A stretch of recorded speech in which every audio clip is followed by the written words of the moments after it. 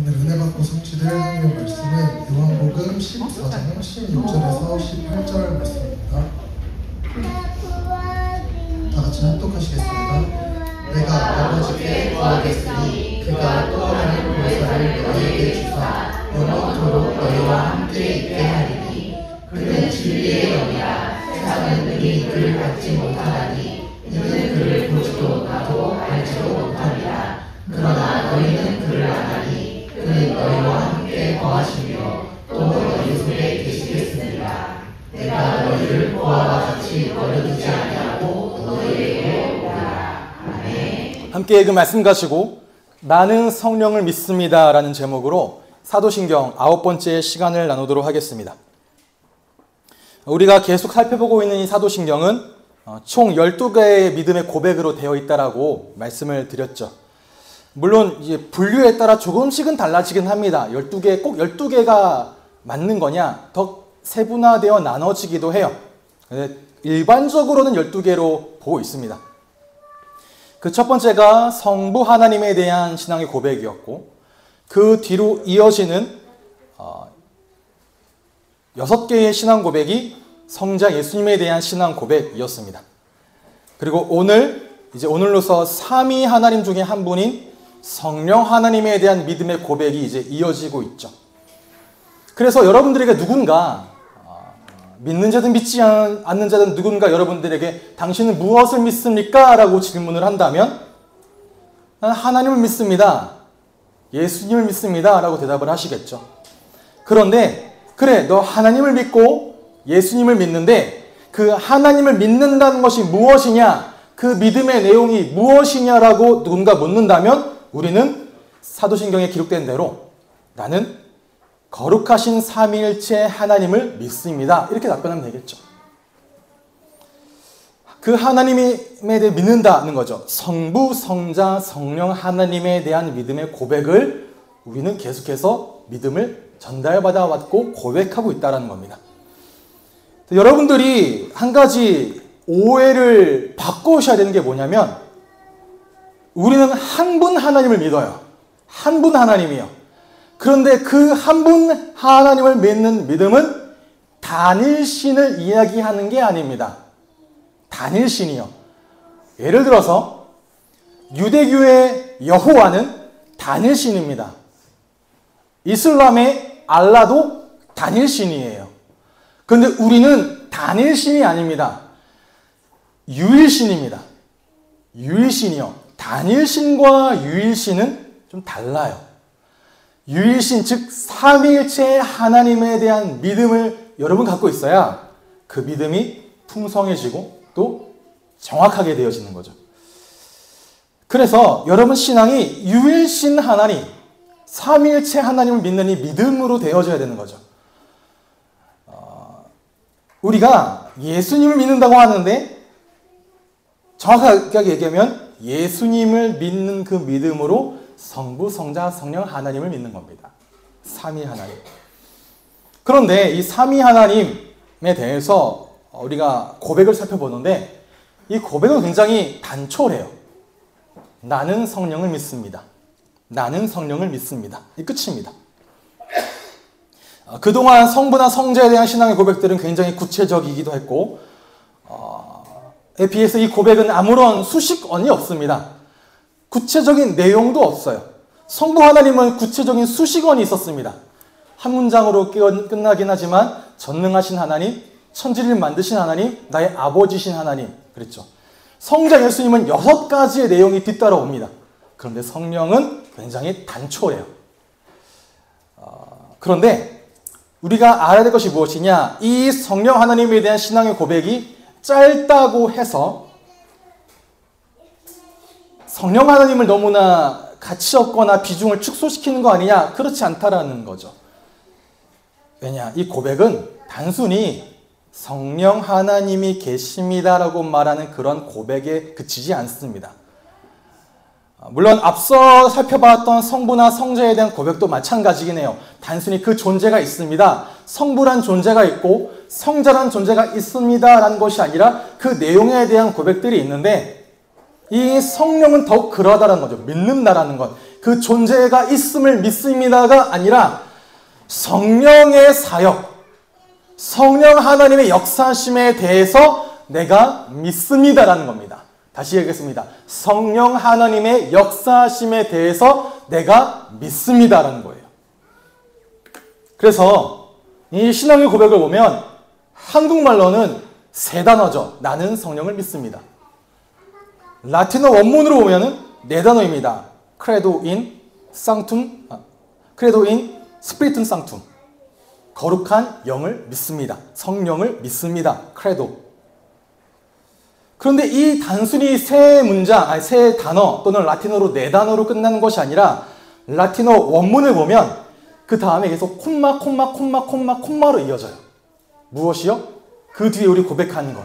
거룩한 공교회와 성도의 교제와 죄가 용서받는 것과 몸이 다시 사는 것과 영원히 사는 것을 내가 믿습니다. 라는 거에 대해서. 무슨 말이냐? 그것들이 떨어져 있는 다른 고백이 아니라 같은 흐음이라는 거죠. 우리가 그래서 한국말로는 나는 성령을 믿으며 이래저리 저리저리한 걸 믿습니다라고 하지만 원어로는 credo in spiritum sanctum 뒤에 쭉쭉쭉쭉 나옵니다. 내가 이걸 다 믿는다는 거예요. 무슨 말이냐? 교회와 성도에 대한 믿음의 고백, 거룩한 공교회, 성도의 교제, 죄 용서, 부활과 영생, 이것은 무엇이냐? 성령이 역사하지 않으시고는, 성령이 나를 재창조하지 않으시고는 있을 수 없는 일들이라는 거죠. 그래서 다시 정리하면 나는 성령을 믿습니다. 나는 성령을 믿으며 라는 고백은 성령의 무엇을 믿는다? 역사하심을 믿는다. 어떤 역사하심이냐? 같이 읽어보겠습니다. 시작. 그 성령이 지금 우리 가운데 역사하심을 믿습니다. 그 역사하심으로써 우리가 이 땅의 교회로, 성도로 살아갈 수 있음을 또한 믿습니다. 그 성령의 역사하심이 지금 내게 있기를 사모합니다. 이 고백이 나는 성령을 믿으며 라는 고백 안에 들어가 있다는 거죠. 그렇다면 이러한 성령의 역사하심이 무엇입니까, 여러분? 제가 예배 전에 질문을 드렸죠. 여러분, 성령이 역사하신다고 하면 어떤 생각을 떠올리십니까? 많은 분들이 성령이라 하면 어떠한 능력 또는 감화력 또는 예언, 방언, 병고침, 환상, 이런 특별한 능력으로 성령을 생각합니다. 그래서 뭔가 내가 강력한 능력을 체험하면 내가 성령 받은 것 같고, 이게 없으면 나는 성령을 못 받은 것 같고, 그래서 예전에는요, 수련회 같은 걸 가면 방에다 불러 모아요. 그래서 계속 기도를 시킵니다. 뭐 할 때까지? 방언할 때까지. 방언이 안 터져 나오면 밖에 나가지를 못해요. 왜? 방언이 터져야 성령을 받은 걸로 생각을 하니까. 그렇게 오해했으니까. 방언 기도. 성령 받으면 방언해야지. 방언 없어? 너 성령 받았어? 이렇게 물어보게 되어지는 것도 있었고, 뭐 신사도 운동이라고 합니다. 굉장히 이단적인 운동인데, 이런 운동에서 뭐 하냐? 안수기도를 막 해요. 그래서 한번 유튜브에 보셨을 겁니다. 이렇게 땅 치면 난 넘어가요. 나왔대. 땅 치면서 막 넘어가는 거예요. 실제 그런 부흥사 굉장히 여러분 많잖아요. 그런 거, 장풍 쏜다면 장풍. 딱 쏘면은 딱 맞고 날아가요. 그런 뭔가 특별한 신유의 사역들. 또는 어떻게 좀 그나마 건전하게 생각하신 것이 뭐냐? 찬양할 때 내 마음이 막 뜨거워져. 아, 성령이 나에게 역사하시나 봐. 성령의 충만함 받고 있나 봐. 막 기도하는데 내 마음이 막 불타올라. 성령이 되게 역사하시나 봐. 그거 그냥 감정입니다. 감정이요. 여러분, 감정. 어떤 사람은 막 하루 종일 기도해도 그냥 이성적으로 이제 기도하는 사람이 있어요. 물론 감정이 올라오기도 하지만 그게 잘못된 거냐? 뭐 그렇다고 할 수는 없겠죠. 근데 뭐냐? 오해예요, 오해. 우리가 성령을 보통 능력 또는 감화력, 아까 막 찬양하는데 막 내 마음이 뜨거워져서 막 손을 들고 찬양, 아, 내가 지금 성령의 영향을 받는구나, 이런 감화력, 내 마음의 감화력으로 여기는데, 또는 막연한 힘, 신비한 어떤 현상, 어떤 두나미스, 강력한 파워로 이야기하는데 그렇지 않다라는 거죠. 물론 성령은 능력을 이야기합니다. 능력이요. 그런데 능력으로 나타나시지만 그 성령 자체는 지극히 인격적인 하나님입니다. 지극히 인격적인 하나님. 우리 기억해야 돼요. 삼위일체 하나님이, 성부, 성자, 성령 하나님이 그 세 하나님이지만 존재와 영광과 능력에 있어서 동일한 본질의 한 하나님이라. 세 본질의 한 하나님이라는 사실을. 그러면 성부 하나님은 그냥 멀리 있는 절대자가 아닙니다. 나의 아버지, 인격자예요. 인격적인 하나님이죠. 성자 예수님은 나의 구주가 되시고 나를 위해 자기의 땀과 뿔과 피를 쏟으시고 나를 위해 부활하신 그 나에게 찾아오신 구주, 인격적인 예수님입니다. 그러면 성령도 인격적인 하나님이라는 거죠. 어떤 능력, 어떤 기운, 어떤 현상이 아니라 우리와 인격적으로 교제하시는 하나님이 성령님이세요. 어떻게 하시냐? 여러분과 함께 하십니다. 여러분의 눈물을 아시고 여러분의 마음을 아세요. 여러분의 내면을 이해하시고 여러분에게 힘을 북돋아 주십니다. 괜찮아. 잘했어. 내가 너를 사랑한다. 내가 너를 붙든다. 내가 너와 함께한다. 내가 너를 버리지 않아. 라고 계속 내 마음에 새 힘을, 새 능력을 소생시키시는 그 하나님이 바로 성령 하나님인 거죠. 그래서 우리에게 성령이 임하시면 성령이 우리를 움직이십니다. 성령이 우리에게 임하시면 우리에게 어떠한 구체적인 변화가 나타나게 되어져 있어요. 왜 변화가 나타나니까? 인격적인 교제를 하시잖아요. 그냥 상상이나 개념이 아니잖아요. 인격적인 교제를 하신다고요. 우리가 세상에서도 사람들과도 어떠한 존재 또는 어떠한 사람과 서로 인격적인 교제를 나누면 어떻게 되냐? 서로가 서로에게 영향을 미치고 서로가 서로에게 긍정적인 변화를 이끌어냅니다. 서로 변화되어지죠. 그리고 그 삶의 변화가 무엇으로 나타나느냐? 라이프 스타일이 달라집니다. 제가 올해 결혼한 지 이제 10년 차가 되어지는데 10년 전에, 결혼하기 전에 솔로일 때, 총각일 때 저의 라이프 스타일과 지금의 저의 라이프 스타일은 다릅니다. 왜입니까? 저와 저희 아내가 10년 동안 서로 인격적인 교제를 했잖아요. 그리고 저희 큰애가 태어난 9년 전부터 저의 라이프 스타일은 또 달라집니다. 왜냐? 저 두 아이와 저는 인격적인 교제를 하잖아요. 저 아이들의 존재와 저 아이들의 반응과 저 아이들의 사랑이 저를 바꿔나가는 거잖아요. 라이프 스타일이 달라지게 되어 있어요. 그래서 우리가 예수를 믿었다라고 할 때 신약에서는 성령의 세례를 받았다라고 말하는데 그것이 무엇이냐? 거듭난 겁니다.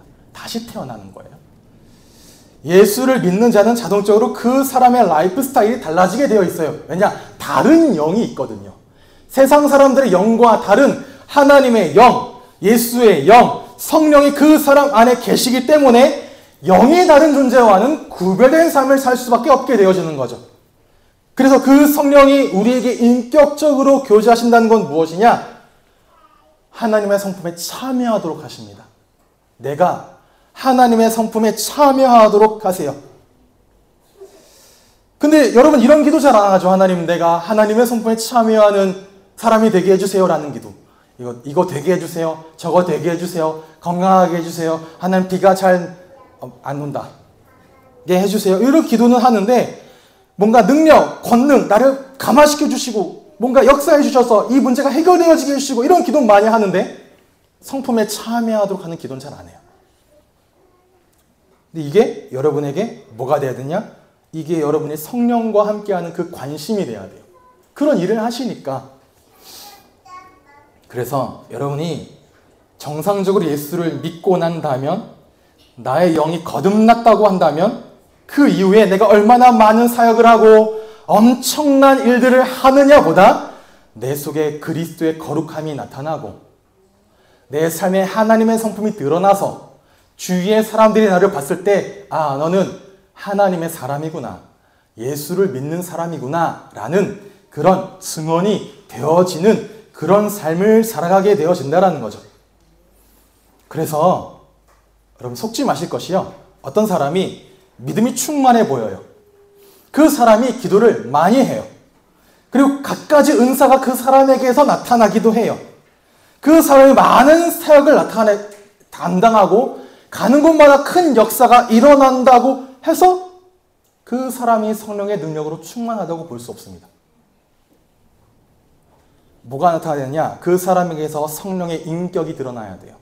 진리를 추구하고 예수 그리스도의 진리에 관심을 갖고 알아가는 그 열정, 그래서 그 사람 삶 속에 성령의 열매, 그리스도의 거룩함, 하나님의 성품이 드러나고 나타나고 있는지 누구에게요? 다른 사람 말고요. 나 자신에게 점검해 봐야 된다는 거죠.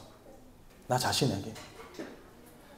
우리가 성령을 믿는다고 고백한다는 건 어떠한 능력을 믿는다는 게 아닙니다. 그 성령이 내게 감동 주실 거야도 아니고요. 또는 그 기적이 일어날 거야도 아니에요. 물론 그런 부분들이 있습니다. 그런데 뭐냐? 그 성령의 인격성을 믿고 내 안에 함께 하심을 믿는 거예요. 나에게 역사하심을 믿는 거죠.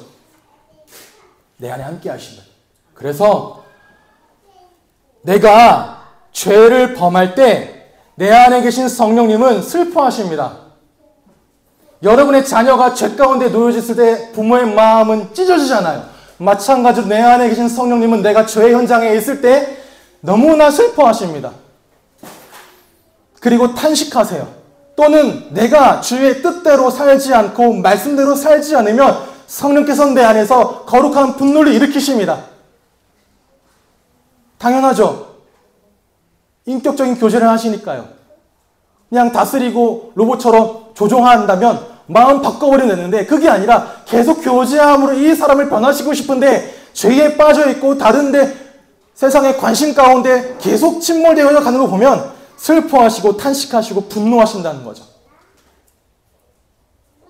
그래서 여러분이 성령을 믿으신다면 이 성령의 인격적인 교제가 여러분의 신앙생활에 관심이 돼야 된다는 거예요. 내 안에 성령이 계시는데 그 성령으로 하여금 근심하거나 슬퍼하거나 분노하지 않도록 뭐를?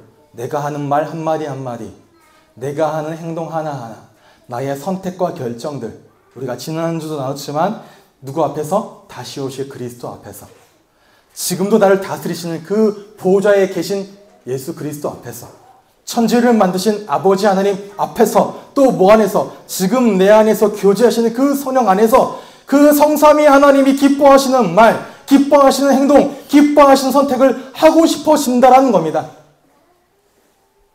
그 성령이 말씀하십니다. 에베소서 4장 30절에 하나님의 성령을 근심하게 하지 말라. 그 안에서 너희가 구원의 날까지 뭐라? 너는 내 것이라 인치심을 받았다라고요. 어떻게 근심하게 하지 않을 수 있겠습니까? 여러분 한번 읽어보겠습니다. 시작. 여러분이 예수 안에 있는 진리대로 그분 안에서 듣고 또 그분 안에서 가르침을 받았으면 여러분은 주는 날의 생활을 방식대로 허망한 욕정을 따라하다가 썩어 없어질 그 옛사람을 벗어버리고 마음의 영을 새롭게 하여 하나님의 형상을 따라 참 의로움과 참 거룩하고 진실을 하는 새 사람을 입으십시오. 아멘. 어떻게 말씀하십니까? 옛사람을 벗어버리고 새 사람을 입으십시오. 이것이 성령을 근심하게 하지 않는 방법이라고 우리에게 말씀하시는 겁니다. 제가 이 구절을 인용하면서 에베소서 4장을 쭉 읽는데요. 여러분 시간이 있으면 같이 읽으면 좋겠지만 우리는 시간이 없잖아요. 제가 말해야 되는 게 너무나 많아서 집에 가셔서 꼭 한번 4장을 읽어보세요. 개역개정으로 읽으셔도 좋고요. 세번역으로 읽으셔도 괜찮고, 조금 어려우시면 인터넷에 찾아보시면 요새 잘 나온 게 새 한글 성경이라고 있습니다. 그건 아이들 읽기에 굉장히 좋아요. 어떤 번역본을 읽으시든 한번 읽어보세요. 어떤 것이 옛사람이라고 말하고 여기서 너가 벗어나라. 성령의 교제를 가운데 벗어나라. 그리고 새 사람을 입는 것이 무엇인지 말씀하십니다. 그래서 날마다 이 사실을 점검하는 거예요. 무엇을? 나는 오늘도 성령께서 내 안에 재창조하시는 새 사람을 입고 있습니까? 성령은 우리에게 옛사람을 죽이십니다. 옛사람을 그리스도의 십자가와 함께 못 박혀 죽게 하십니다. 그리고 나서 나에게 새로운 성품으로 부활하게 하십니다. 이것이 뭐냐? 중생이에요. 거듭남이에요. 우리에게 주어진 부활의 축복입니다. 옛사람이 죽고 새 사람이 살아나는 것. 그래서 압니다. 제가 이런 말들을 하면 여러분 옛사람 벗어버리세요. 뭐가 옛사람인지 알잖아요. 새 사람 입으세요. 뭐가 새 사람인지 알잖아요. 그래서 뭐냐? 굉장히 불편합니다. 왜? 저도 마찬가지지만 여러분도 옛사람이 좋거든요. 편해요. 좋아요. 그런데 그걸 뭐 한다? 벗어버려라. 그 성경은 뭐라 말씀하시냐? 그 옛 성품에 대해 심판하십니다. 심판을 해야 새 성품이 살아나는 거예요. 우리 예전에 일제시대에 일본 제국주의에 침략당해서 정복당했을 때 그 정복을 벗어내야 주권을 세우잖아요. 옛 성품이 벗어져야 새 성품이 살아 올라오는 겁니다. 그래서 하나님이 우리의 옛 성품을 정복하시는 거예요. 심판하시는 거예요. 그리고 새 성품을 돋아나게 하십니다. 그래서 점검하라고 합니다. 무엇을 점검하라 하시냐? 고린도전서 3장 10절에 이렇게 말씀하십니다. 너희는 너희가 하나님의 성전인 것과 하나님의 성령이 너희 안에 계시는 것을 알지 못하느냐? 질문이잖아요. 너 알지 못하니? 성령이 너희 안에 계시는 것을 알지 못하니? 라고 질문해 보라는 겁니다. 냉정하게 질문해 보세요. 내 안에 성령이 거하신다면 그 성령께서는 나를 그리스도의 성품으로 살도록 인도하시고 옛사람을 벗어버리도록 역사하십니다. 그 역사가 뭐냐? 날마다 나타나게 되어져 있어요. 여러분이 내가 열심히 사역을 하고 내가 능력을 많이 베풀고 뭐 어마어마한 역사가 일어난다 하더라도 그것이 내 안에 성령의 계심을 보장해 주는 게 아니라는 겁니다. 더 강하게 얘기하면 그것이 여러분들의 구원의 보증이 아니에요. 구원의 보증은 내가 사역을 많이 하고 내가 어마어마한 봉사를 하고 내가 어떠한 능력을 행하고 그게 아닙니다. 또는 내 마음에 나 구원받았어. 나 구원받았어라고 말하는 것이 여러분의 확신이 아니에요. 죄송하지만. 나중에 또 구체적으로 말하게 되겠지만 다 얘기할 수 없어서 그것이 아닙니다. 뭐냐? 우리 안에 성령께서 계신다면 우리로 하여금 나의 신앙의 고백대로 살게 하세요. 나의 고백이 나의 신앙이 되도록 하십니다. 성부에 대한 신앙의 고백, 성자에 대한 신앙의 고백대로 살게 하시고 내가 그 하나님을 성경대로 아는 바처럼 내 삶에 살게 하시고 그것이 나에게 열매 맺도록 하신다. 그게 성령의 역사인 거죠. 어떠한 일을 하십니까? 첫 번째로 우리와 함께 하십니다. 구원받은 우리와 영원히 함께 하십니다. 우리가 오늘 함께 읽었던 말씀이죠. 요한복음 14장 16절부터 18절에 영원히 너희와 함께 계시하겠고 내가 너희를 고아처럼 버려두지 아니하며 너희에게 다시 오겠다라고 말씀하십니다. 너에게 뭘 주신다? 보혜사를 주신다. 보혜사가 무엇입니까? 파라클레토스. 그 곁으로 보내심을 받았다. 그 일을 하도록 보냄을 받았다. 어떤 일을 하도록, 어떤 도움을 주도록 여러분을 보호하시고 여러분과 하나님 사이를 중재하시고 여러분의 하나님 앞에서 변호하시고 또 여러분의 억울한 심령과 다친 마음을 상담하시고 위로하시는 분. 그게 보혜사, 파라클레토스. 원래 보혜사가 계세요. 그분이 예수님입니다. 예수님이 하신 일이 보혜사예요. 그런데 또 다른 보혜사를 너에게 보내겠어. 왜? 예수님은 육신이 계셨기 때문에 비록 3년의 시간밖에 함께하지 못했지만 내가 가고 난 다음 너에게 주시는 그 또 다른 보혜사는 너희와 뭐한다? 영원히 함께 계실 거다. 성령은 우리와 함께 하십니다. 예수님을 구주로 영접한 그 순간부터 우리 안에 계신 성령은 영원히 함께 하세요. 영원히 함께 하시면서 무엇을 하시냐? 관계를 맺도록 역사하십니다.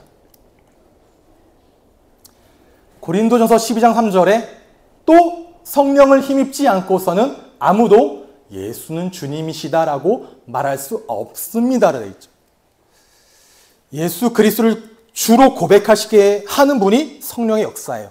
여러분이 예수를 주로 고백했습니까? 그것은 내 안에 성령이 역사하신다는 증거입니다. 성령이 아니고는 그 누구도 예수 그리스도를 주로 고백할 수가 없습니다. 예수 그리스도를 주로 고백한 사람은 하나님을 아버지라 부르게 되어집니다. 하나님과 아버지의 관계, 즉 성령은 성자 예수님을 우리의 주님으로, 성부 하나님을 우리의 아버지로 그 새로운 관계 속으로 우리를 초청하시죠.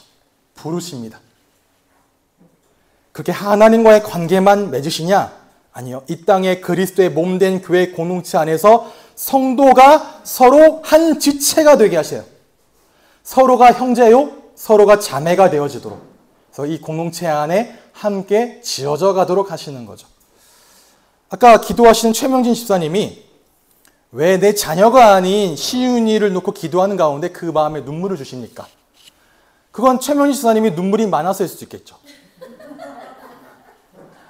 네, 톡하면 이제 눈물을 흘리시는 분이시라.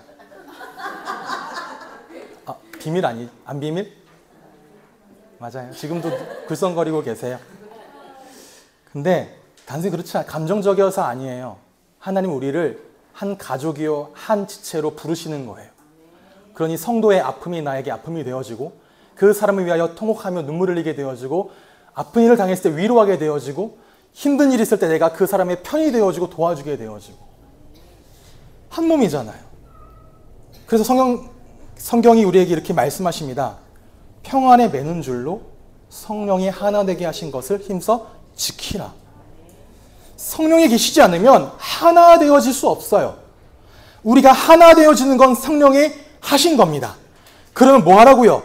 하나 되게 하신 것을 지켜라. 무엇을? 공동체를 지키라는 거예요. 교회 공동체를. 그리고 하나님과 하나 되어진 것을 지키고 그리스도와 연합되어진 것을 지키라는 겁니다. 그러니 그리스도의 교제의 날마다 힘쓰고 교회 공동체를 사랑하며 서로 교제하는데 또한 힘쓰라는 거죠. 무엇을? 교회는 그리스도의 몸이에요. 교회가 그리스도의 몸이란 말은 서로가 지체라는 말입니다. 한 사람은 손이요, 한 사람 발이라면 손이 발한테 너 왜 이렇게 냄새나 말할 수 없는 거잖아요. 그렇죠?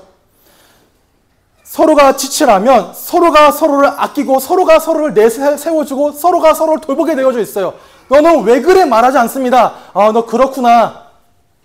내가 너를 도와줄게. 내가 너의 힘이 되어줄게. 그게 너의 아픔이구나. 그렇구나. 내가 너를 위해 기도해줄게. 한 지체요. 몸. 성령의 하나 되게 하신 것을 힘써 지키는 은혜가 있기를 바랍니다. 뭐하냐? 세 번째로 성령은 우리를 가르치십니다. 요한복음 14장 26절에 성령 그가 너희에게 모든 것을 가르치시고 라 말하죠.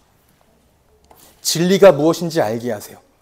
그래서 여러분들이 말씀을 읽을 때, 말씀을 들을 때 그 말씀이 깨닫게 하시고 생각나게 하시고 그 말씀을 통해 나에게 어떤 은혜를 주시는 분이 누구시냐? 성령. 그래서 여러분 예배 자리에 나올 때 기도하지 않으면 안 돼요. 말씀을 읽을 때 기도하지 않으면 안 됩니다. 말씀을 들을 때 기도하지 않으면 안 돼요. 어떤 기도요? 성령 하나님, 이 말씀을 알 수 있도록 나에게 가르쳐 주세요. 아까 찬양에 가서 오늘 이곳에 계신 성령님 우리에게 임하시고 우리를 가르치소서. 저도 앉아서 기도하는 가운데 성령께서 우리의 마음을 조명하셔서 말씀을 가르쳐달라고, 이 말씀을 통해 하나님을 더욱 알아가게 해달라고, 하나님 오늘 나에게 말씀을 들려달라고, 하나님 마음을 깨닫고 하나님의 뜻과 비밀을 알 수 있도록 기도하는 겁니다. 하나님, 성령 하나님, 내 마음을 깨닫게 해주시고 나의 마음을 비춰주시고. 성령께서 조명하지 않으시면 말씀을 알 수가 없습니다. 읽으면 문자적으로는 이해하죠. 고등교육을 이상에 배웠다면, 어느 정도 문해력과 독해력이 있다면 이해합니다. 그런데 이해는 하지만 하나님은 알 수 없어요. 그래서 뭐하냐? 기도하셔야 돼요. 가르쳐 주세요. 생각나게 해주세요라고. 다음에 깨닫게 하십니다. 저는 이 대목이 너무 마음에 와닿더라고요. 깨닫게 하신다. 가르치시는 거랑 좀 다릅니다. 한번 읽어보겠습니다. 시작. 그러나 내가 너희에게 진실을 말하는데 내가 떠나가는 것이 너희에게 유익하다. 내가 떠나가지 않으면 보혜사가 너희에게 오시지 않을 것이다. 그러나 내가 가면 보혜사를 너희에게 보내주리라.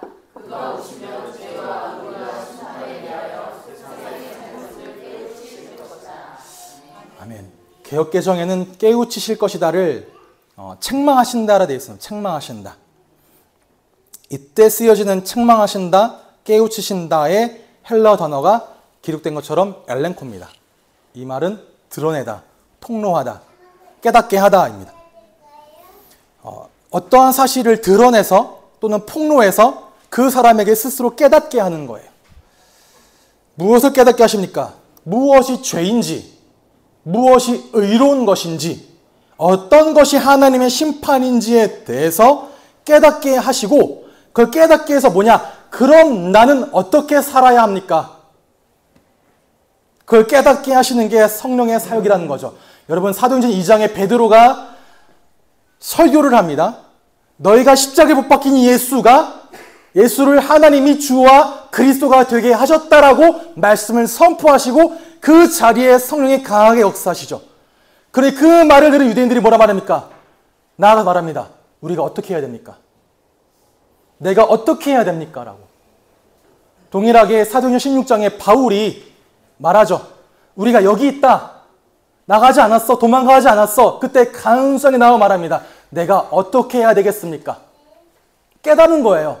무엇이 죄인지, 무엇이 의인지, 무엇이 하나님으로부터 임하는 영생의 심판과 영벌의 심판인 건지를 깨닫게 되어지니 뭐냐? 내가 어떻게 해야 됩니까?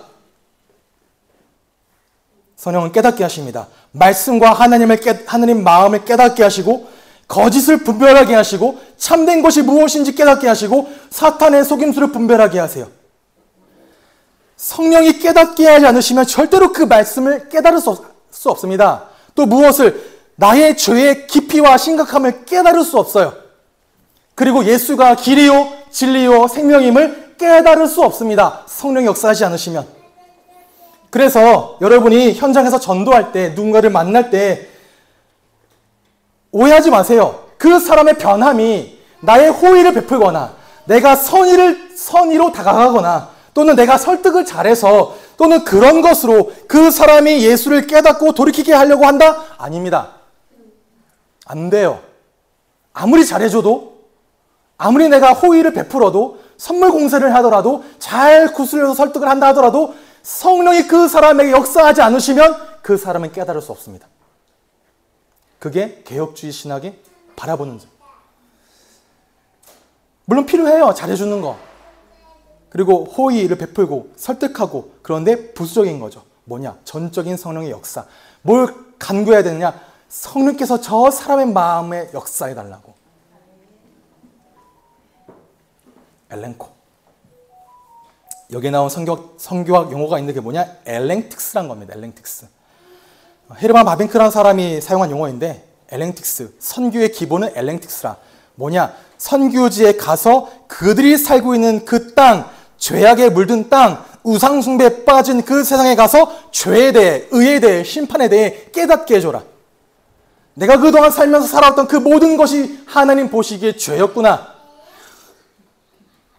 그 사실을 드러내, 책망해, 깨닫게 해. 그래서 그들에게 거짓을 분별하고 의로 돌아오도록. 그게 뭐라? 선교, 전도.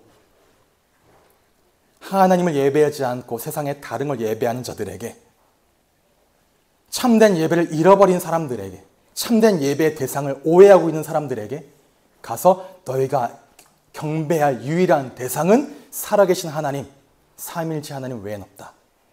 너희가 돌아와야 될 그 길은 다른 것이 아니라 세상의 문화, 세상의 경제, 세상의 권력, 세상의 지식이 아니라 하나님께로 예배하는 곳으로 돌아와야 된다. 그 길은 다르지 않아. 다른 길이 없다. 예수 그리스도를 통해 하나님께 돌아오는 것이다. 그걸 뭐 한다고요? 선포하는 겁니다. 어떻게 선포합니까? 그 세상에서 살아내는 거예요. 무엇을? 성령의 사람으로. 성령이 함께 하시는 그러한 존재로. 성령이 역사하시는 그러한 삶으로. 때로는 그 사람에게 예수 그리스도의 진리를 선포함으로, 여러분의 말로, 여러분의 삶의 모습으로 그 사람을 뭐하냐? 책망하는 거예요. 내가 너를 보니까 죄를 알겠어. 내가 너를 보니까 의가 무엇인지 알겠어. 내가 너의 말을 들으니 나의 죄가 분별되어진다. 깨닫게 된다는 거죠. 이런 삶을 살게 하십니다. 성령은. 그런 권능을 주시는 거예요. 어떤 권능이요? 복음을 증거하는 권능이요. 아까처럼 막 날리고 치유하는 그런 권능이 아니라 예수 그리스도를 증언하게 하시는 그 능력. 성령 받으셨습니까, 여러분? 그러면 누군가에게 예수를 증언하게 되어 있습니다. 내 삶으로 선포하게 되어 있습니다. 다음으로 예수를 증언하세요. 그 영이 나를 증언하실 것이다 라고 말하죠. 아까 말씀드렸죠. 성령 역사의 특징은 그리스도를 증언하는 겁니다. 그리스도가 드러나게 되어 있습니다. 성령 역사하심이 뭔가 장풍이 나가고 귀신이 쫓아나가고 능력이 행해지고 병이 고쳐지고 이 사람 중심으로 많은 사람이 모여지게 되어지고 말씀에 뭔가 힘이 있고 능력이 있고 기사와 이적이 나타나고 일어나고 뭔가 지금까지 해결되지 않았던 심각한 문제들이 해결되어져 나가고, 그러게 성령 역사입니까? 분명한 건 그건 미혹의 영도 합니다. 귀신도 해요. 근데 미혹의 영이 역사하는지 성령 역사하는지 어떻게 구분하느냐? 말씀드렸죠. 마음이 뜨거워져요. 예배가 뜨거워져요. 그건 감정적으로도 됩니다. 성령이 역사하시는 건 그리스도가 드러나는 겁니다. 그리스도가 어떻게 드러납니까? 살아계신 하나님의 말씀, 성경, 그 성경을 통해 계시된 하나님의 말씀이 아주 강력하게 선포되어져요. 성령이 역사하시면. 그리고 그 빛이신 말씀이 선포되어지니 뭐가? 내 죄가 깨달아지죠. 어떻게 해야 됩니까? 돌이키라 말합니다. 돌이켜라. 어떻게 돌이킵니까? 어디로 돌이킵니까? 예수 그리스도의 십자가 대속으로 돌이키고 예수 그리스도의 부활로 나아가는 겁니다. 예수 그리스도의 구원자 되심을 알게 하세요. 믿게 하세요. 그리고 그 성령이 우리를 그리스도께로 인도하시고 그 그리스도는 우리를 하나님께로 인도하십니다. 그 안에서 하나님과의 교제, 화목, 화평이 회복되어져 내 삶의 통치가 임하는 것이 성령의 사역입니다. 이러한 사역이 드러나게 되기를 주님의 이름으로 축복합니다. 빨리 해야 되겠네요. 다음 회복하게 하세요. 아직 많이 남아서 어떡하죠? 주의 성령이 임하시니 이러한 회복의 역사들이 일어난다는 거예요. 하나님과 화평을 누리게 하시고 하나님 안에서 자유를 누리게 하시고 하나님과의 관계가 회복되어지면 여러분 마음이 회복되어집니다.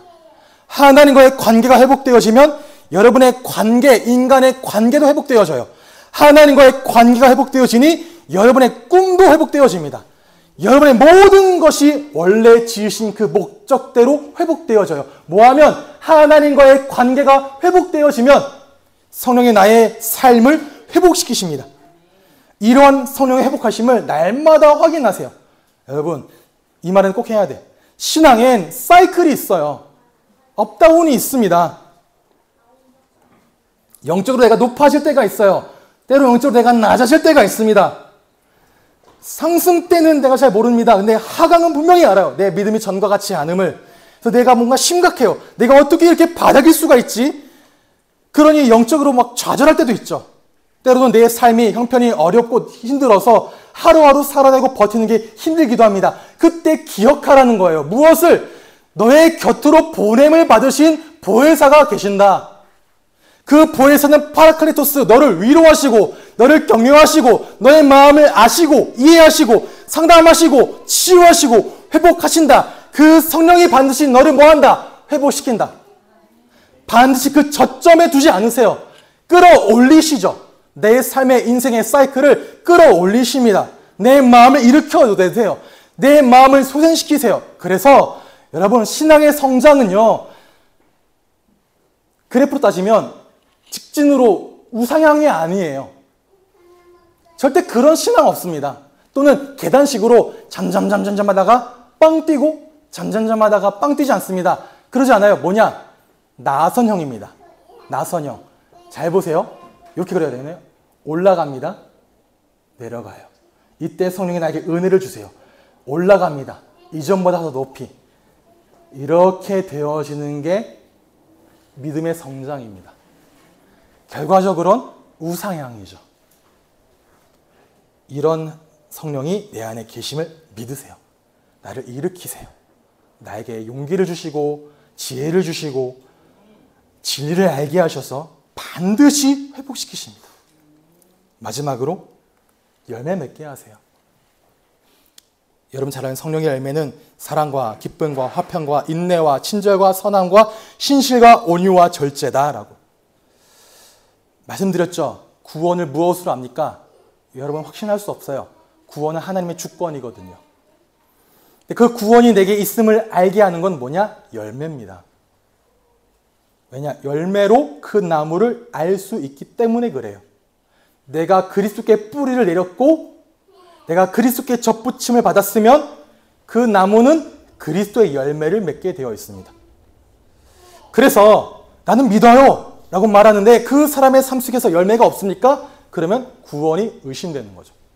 칼빈이 그렇게 말합니다. 내가 맺는 열매를 통해 나의 뿌리가 무엇인지 알 수 있게 돼요. 그런데 우리는 그렇게 살고 싶지 않아요. 왜? 불편하거든요. 열매 맺으라 그러면. 나를 돌아봐야 돼요. 내가 심겨진 게 맞는지, 접붙인 게 맞는지, 함께하고 있는 게 맞는지 돌아봐야 되는데 불편해요. 근데 이런 불편함이 드십니까? 성령이 여러분을 깨닫게 하시는 것으로 들으셔야 돼요. 그게 성령의 사람입니다. 저도 불편해요. 저라고 열매 맺겠습니까? 아니요. 근데 이런 말을 하면 불편해요. 저도요. 내가 이렇게 살아야 말하잖아요. 저는 이렇게 못 사는데 말하니 얼마나 불편하겠습니까? 깨닫는 걸 깨닫는 거예요. 아, 나에게 이렇게 살게 하시는구나. 누가? 성령께서.